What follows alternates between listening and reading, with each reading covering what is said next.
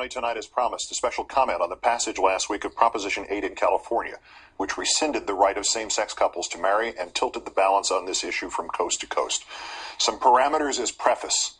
This isn't about yelling, and this isn't about politics, and this isn't really just about Prop 8. And I don't have a personal investment in this. I'm not gay. I had to strain to think of one member of even my very extended family who is. I have no personal stories of close friends or colleagues fighting prejudice that still pervades their lives. And yet, to me, this vote is horrible. Horrible. Because this isn't about yelling, and this isn't about politics. This is about the human heart. And if that sounds corny, so be it. If you voted for this proposition, or you support those who did, or the sentiment they expressed, I have some questions, because truly, I do not understand. Why does this matter to you? What is it to you? In a time of impermanence and fly-by-night relationships, these people over here want the same chance at permanence and happiness that is your option. They don't want to deny you yours. They don't want to take anything away from you. They want what you want, a chance to be a little less alone in the world. Only now you are saying to them, no, you can't have it on these terms. Maybe something similar if they behave, if they don't cause too much trouble. You'll even give them all the same legal rights, even as you are taking away the legal right which they already had. A world around them still anchored in love and marriage, and you're saying, no, you can't marry. What if somebody passed a law that said you couldn't marry? I keep hearing this term, redefining marriage. If this country hadn't redefined marriage, black people still couldn't marry white people. 16 states had laws on the books which made that illegal in 1967. 1967. The parents of the president-elect of the United States could not have married in nearly 1/3 of the states of the country their son grew up to lead. But it's worse than that.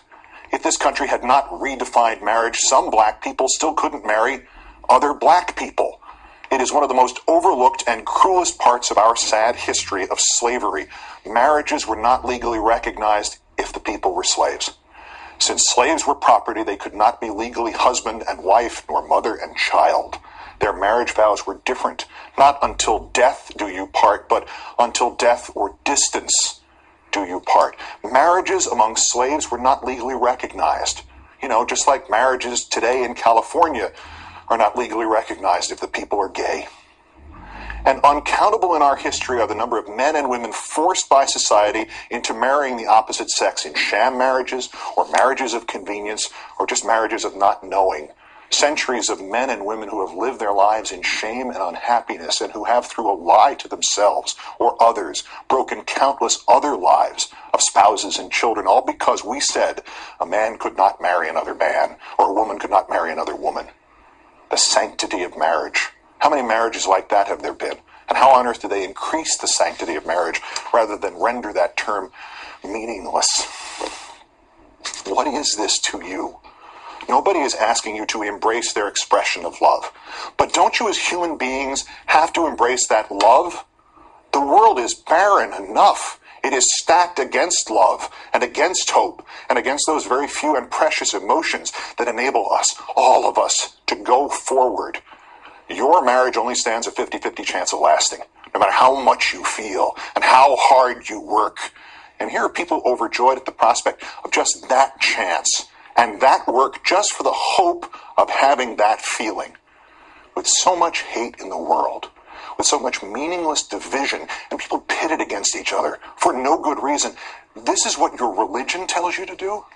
With your experience of life and this world and all its sadnesses, this is what your conscience tells you to do? With your knowledge that life, with endless vigor, seems to tilt the playing field in which we all live in favor of unhappiness and hate, this is what your heart tells you to do? You want to sanctify marriage? You want to honor your God and the universal love you believe he represents? Then spread happiness. This tiny symbolic, semantical grain of happiness. Share it with all those who seek it. Quote me anything from your religious leader or book of choice telling you to stand against this. And then tell me how you can believe both that statement and another statement, and another one which reads only, do unto others as you would have them do unto you. You are asked now by your country, perhaps by your creator, to stand on one side or another. You're asked now to stand not on a question of politics, not a question of religion, not on a question of gay or straight. You are asked now to stand on a question of love. All you need to do is stand and let the tiny ember of love meet its own fate. You don't have to help it. You don't have to applaud it. You don't have to fight for it. Just don't put it out. Just don't extinguish it. Because while it may at first look like that love is between two people you don't know and you don't understand and maybe you don't even want to know, that love is in fact the ember of your love for your fellow person. Just because this is the only world we have and the other guy counts too. This is the second time I have found myself in 10 days concluding by turning to, of all things, the closing plea for mercy by Clarence Darrow in a murder trial. But what he said fits what is really at the heart of all of this. He said, I was reading last night of the aspiration of the old Persian poet Omar Khayyam. This is what he told the judge. It appealed to me as the highest that I can vision. I wish it was in my heart. I wish it was in the hearts of all. So I be written in the book of love. I do not care about that book above. Erase my name or write it as you will. So I be written in the book of love. Good night and good luck.